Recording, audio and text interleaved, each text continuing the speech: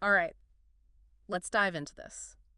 Caitlin Clark. Oh, yeah. She's everywhere, isn't she? Yeah, it's amazing. We've got articles, insights, you name it. We're going to try to unpack how she got so famous, the impact, Right. and all those controversies, too. It really does feel like her story is about so much more than just basketball. Yeah. It's women's sports, it's important conversations, Exactly. like a whole cultural thing. You know what I mean? Okay, so think about this. Okay. You're at practice, Okay. and this kid, Caitlin Clark, sinks 93 three-pointers Whoa. in 6 minutes. That's insane. 93.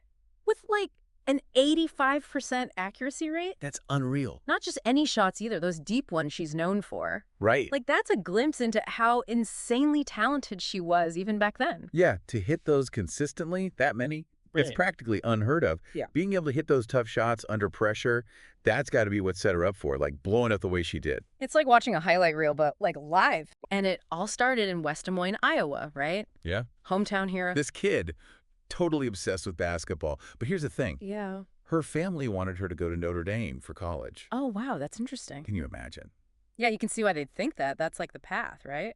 Totally. But even then, Clark was different. Choosing Iowa, it shows how independent she was. Staying close to home. Knew what she wanted, just went for it. So there's this story, right? Jan Jensen, assistant coach at Iowa, Okay.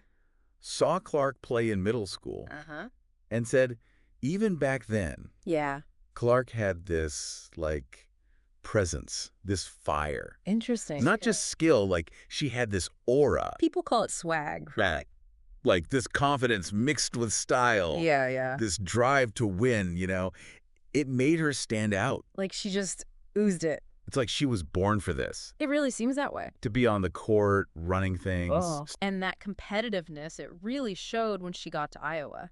Immediate impact, but there were, some growing pains. Oh, for sure. Even with all that talent, you still got to adapt. You got to learn. With controlling her emotions during games and stuff. It's true. And, the coaching staff at Iowa, they recognize that. They worked with her to channel that frustration. It shows that she really wanted to improve, not just as a player, but as a teammate, too. Yeah. Learning to harness those emotions. That's huge for any athlete. And then junior year, it's like, boom, national stage, leads Iowa all the way to the championship game against LSU. Oh, yeah, I remember that. The whole country was watching. That felt like a real turning point for women's basketball, finally getting the attention it deserves. And, of course, we can't forget about the controversy after the buzzer. Oh, yeah, Angel Reese's gesture towards Clark. That became a whole thing, didn't it? Yeah. People criticizing Reese, some defending her. Yeah. And Clark, right in the middle of it all, handled it with such maturity. It showed real grace. Right, sportsmanship. And it resonated with a lot of people, didn't it? Totally. It felt like she wasn't going to let that define her. She was above it all, just focused on the game. And then she enters the 2024 WNBA draft, skips her senior year at Iowa. Wow. And guess what? What? Indiana Fever wins the lottery. No way. Back to the Midwest. It's like fate, almost, a chance to really shine close to home. You know it wasn't going to be low-key. Oh, absolutely not. This is Caitlin Clark we're talking about. Custom Prada outfit at the draft. A statement. Record viewership, too. It was a sign. Things were changing. For women's basketball, like coming into the spotlight. But then, rookie season, it was a roller coaster. Oh, yeah. The Fever struggled early on. Clark had to adjust. The speed, the intensity of the WNBA, totally different. 10 turnovers in her debut game. Oof. A WNBA record. Even the best players face challenges, Yeah. especially when they're making that jump to a new level. And she said herself, the way teams were defending her was completely different. Interesting. Double teaming, forcing her into those mistakes. So it wasn't just playing. It was like Yeah. being studied, analyzed, challenged in a whole new way. That takes a lot of basketball IQ to even recognize that, She wasn't just reacting. She was analyzing, adapting, trying to figure it all out. And that's what separates good from great, isn't it? For sure. But then, all the off-court stuff, too. That incident with Kennedy Carter's foul. Oh, yeah. That got pretty intense. And then Angel Reese's reaction, it just blew up, didn't it? All over social media, the commentators, everyone. Suddenly, it's accusations of racial bias. How Clark's being treated by opponents, refs, even the media. It became this, flashpoint for this huge conversation about race and gender in sports. Absolutely. It was a lot to process, especially for a rookie. In the middle of trying to adjust to the league. Yeah. And it just shows the pressure these athletes face, Yeah. especially young women of color. thrown into that spotlight. Okay, so we've covered, like, her incredible talent, Yeah. choosing Iowa, that championship run, Right. and then jumping to the WNBA. What's next? Well, let's get into those controversies you mentioned. See how she navigated all of that Right. and how it shaped her, both on and off the court. It's kind of crazy how these incidents, they weren't just like random things. Yeah. They fed into this bigger conversation Yeah. about athletes, how we see them, talk about them, especially when it's like race and gender all mixed in. Things were getting really heated. Everyone taking sides, accusations flying around. Right. And she's trying to, like, find her place in the WNBA on top of it all. It's a lot, How'd she even deal with that pressure? honestly. Yeah. It's pretty amazing. She just like kept bouncing back, Yeah. ruptured eardrum, comes back even stronger, Olympic snub. uses it as fuel. She's got this drive, like nothing can stop her. It's true. There's this quote, she says, I don't want to be there because I bring attention. I want to be there because they think I'm good enough. Right. It's not about the hype. It's about the game. Exactly. And then after the Olympic break, it's like something clicked. What The happened? Fever go on this winning streak, Wow. breaking records left and right, Really? all-star game, and then playoffs. No way. First time for the Fever since, like, 2016? That's huge. It was a crazy turnaround. It really was. I mean, this was a team that had been struggling. Totally. But with Clark, it's like they found this new rhythm. Yeah. And then the stories started coming out about, like, her global reach. What, like? Fans in Taiwan wearing her jersey, watch parties in Iceland. Wow. Even, like, a Greek dad getting a shout-out from the Fever president because his Oh. daughter was such a huge fan. That's wild. She's captivating people all over the world. And you know what really got me?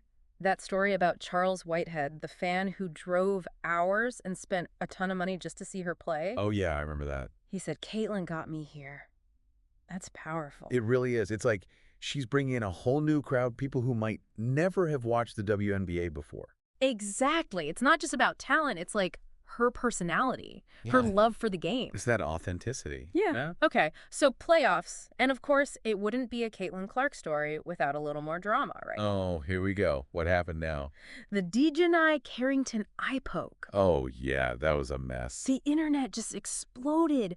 Everyone accusing Carrington of trying to hurt her. Yeah, and it brought up that whole debate, again, about how physical the game is, whether it was intentional, all that. In Clark, she downplayed it, said it was just part of the game. Right, right. But she also called out the double standard. Like, how, if that happened in the NBA, nobody would even blink. Good for her. Yeah. Calling out that hypocrisy. That's bold. And the WNBA Players Union, they had her back too. Yeah. They called out this reporter who was like trying to stir up trouble. Yeah, trying to pit players against each other. It felt like a real statement from the league, like, we're going to protect our players. Yeah. But then there was this other thing, this bigger question. About what?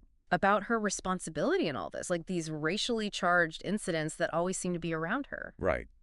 As a white player in a predominantly black league, what's your role in all of that? Some say she should use her platform, to speak out against racial injustice. Yeah. Others think she should just focus on basketball. Let the league handle the off-court stuff. It's a tough one, and a lot to ask of someone so young. It is. Tamika Catchings, she said Clark should focus on her game.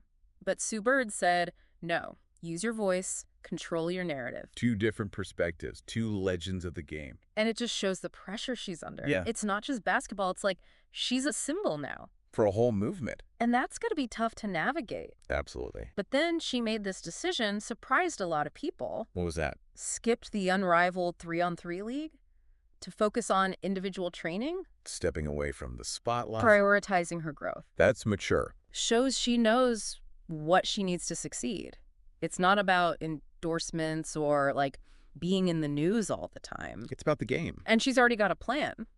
To improve, I mean. Oh, yeah. What you working on? Mid-range shooting, Yeah. getting stronger, Smart. to handle the physicality of the WNBA. It's that champion mindset, Never satisfied, always pushing to get better. It's inspiring, but it goes beyond the court, too. She wants to make a difference, in the world. That's where her story really resonates, I think. It's not just about winning. It's about using her platform for good. And you see it in how she interacts with fans, especially the young girls. Oh, absolutely. Remember that picture of her signing autographs after that Butler game? She gets it. She understands the impact she has. Mm-hmm. especially on that next generation. Representation matters, right. Huge. When you see someone who looks like you doing amazing things, it opens up possibilities. Like, you can do that too. Exactly. For these girls who dream of playing basketball, seeing Caitlin Clark, it's empowering. Absolutely. It's like Ah. she's showing them that anything is possible. So we've covered her rise, the controversies, her strength, this commitment to making a difference. Yeah. What's the takeaway here? What does it all say about women's basketball and how it affects society? It's a good question. Hmm. On one hand, it's like we're seeing all this progress. The WNBA is getting more popular. Players like Clark are household names. Yeah. Young girls are seeing new possibilities. It's exciting. It is. But on the other hand, there are still challenges. Oh, for The sure. double standards, the scrutiny, the pressure. To be a role model, to live up to these expectations. That's a lot to handle. It really is. And it forces us to look at, like, the reality of race and gender in sports. Mm. Are we really valuing these women for their skills? Are we supporting them? Tough questions. Yeah. So where do we go from here? What's next for Caitlin Clark? What's next for women's basketball? Yeah, it's like we're at this tipping point or something. It's exciting. Where does it all go? What's next for her for women's basketball? What's next for Caitlin Clark? That's what's so cool, isn't it? We've seen her come up, all the stuff she's overcome, the impact. Yeah. But she's what, 22? Yeah, something like that. This is just the beginning. It really makes you think, like, what's the future hold? Not just for her, for the whole sport. I think women's basketball, it's gaining momentum, Definitely. that she's leading the charts. Think about it. Her story, it kind of shows this bigger cultural shift, right? Oh, yeah. People who never cared about the WNBA, Right. now they're watching. She's pushing boundaries. Forcing people to pay attention. And she's just, like, unapologetically herself. It's refreshing, isn't it? Totally. Yeah. That confidence, that authenticity Doesn't hold back. speaks her mind, Calls out the BS. challenges everything. She's not letting anyone define her. Exactly. Celebrating wins, Right. calling out unfairness, Hmm. using her platform for good. On her own terms. That's why her story is so powerful. It's way more than just basketball. It really is. It's like breaking barriers, challenging norms, inspiring a whole generation. Athletes, fans, everyone. And it's about the power of women's sports, how it can change things. Big time. Her story makes us, like, look in the mirror a little at our own biases. Right? And how can we create a world that's more fair, more equal? Important questions. So we've dug deep into Caitlin Clark's world, you know? Yeah. But as we wrap up, I want to leave you with this. How might her story inspire you Ooh, good one. to chase your dreams even when things get tough? Love that. And what could her impact be long-term on women's basketball, on gender equality in sports? Things to think about Mm-hmm. as we watch her story continue. Because this is just the beginning. I have a feeling we'll be talking about Caitlin Clark for a long, long time. Oh, for sure. It's a story worth following. Can't wait to see what she does on and off the court. Thanks for joining us for this deep dive. Be sure to come back for more. We'll be exploring all sorts of interesting lives and stories